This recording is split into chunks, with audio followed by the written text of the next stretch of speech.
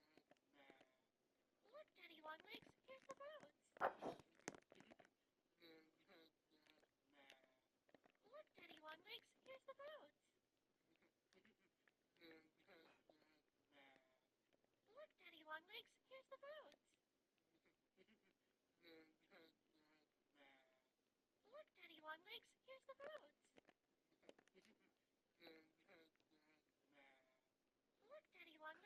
Here's the boats. Look, Daddy Longlegs, here's the boats.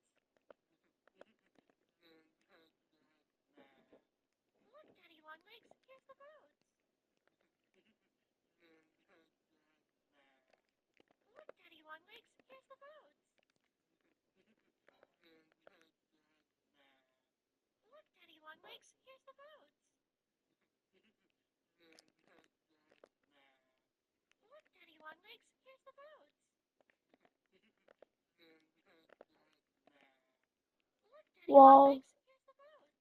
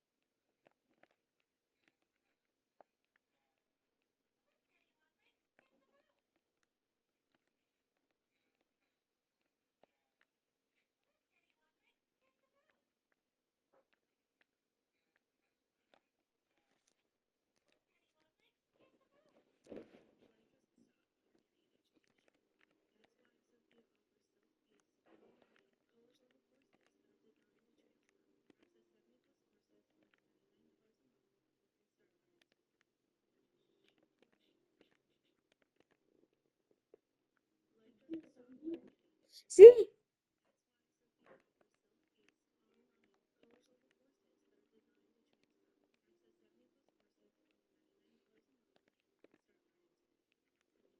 I'll add a window there and a window.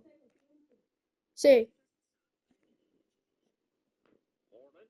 Good day to you, sir. Wait a minute, what the hell? Hey, Olga. Yes, Bill. Olga, I think we need to break up. Oh my God, Bill, I never would have expected this. I'm about to have a baby. We're about to have a baby. Hey, Olga. So I've been diagnosed. There must be toilet paper in your purse. I don't know. So what about you? How many times I have to tell you? Mike, I have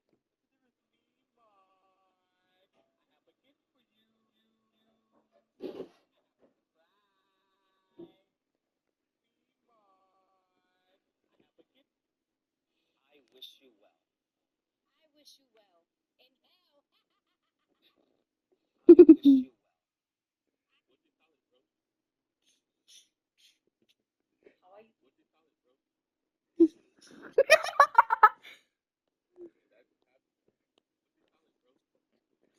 How are you, Cindy, to have more?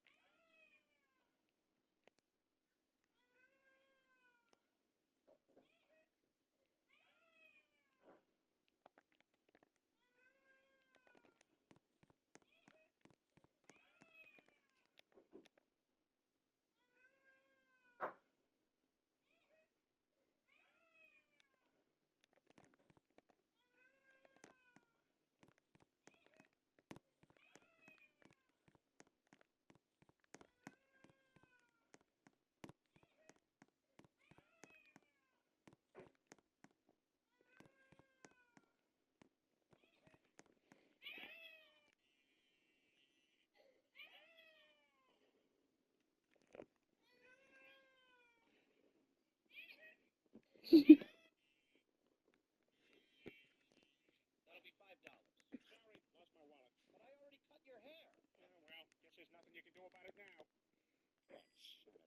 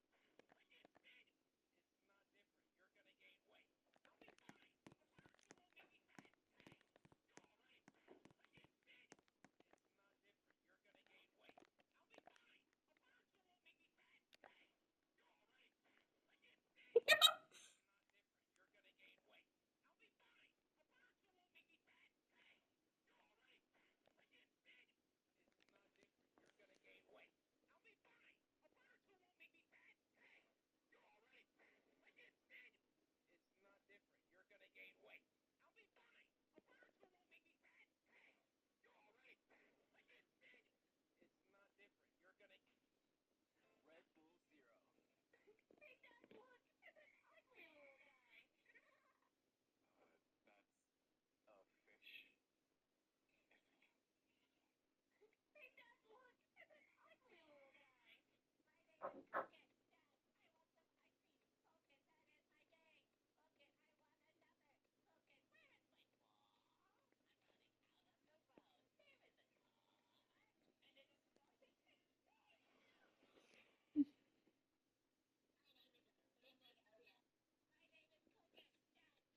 wife, she'll get upset if she sees you touching me like that on my chest.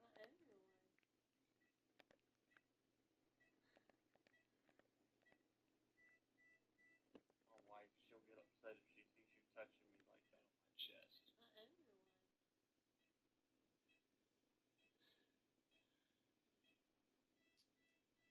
My wife, she'll get upset if she sees you touching me like that on my chest.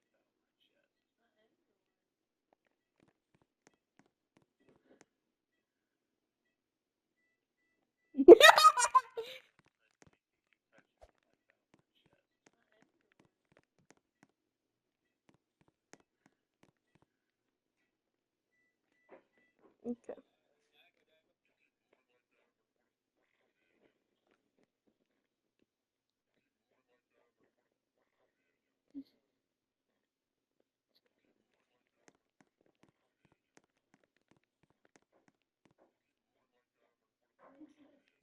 Oh, yay!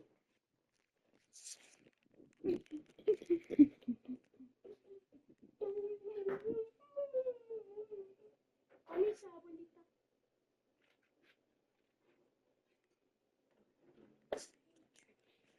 Cuando me gritas, "Ah", te va a poner el pinche.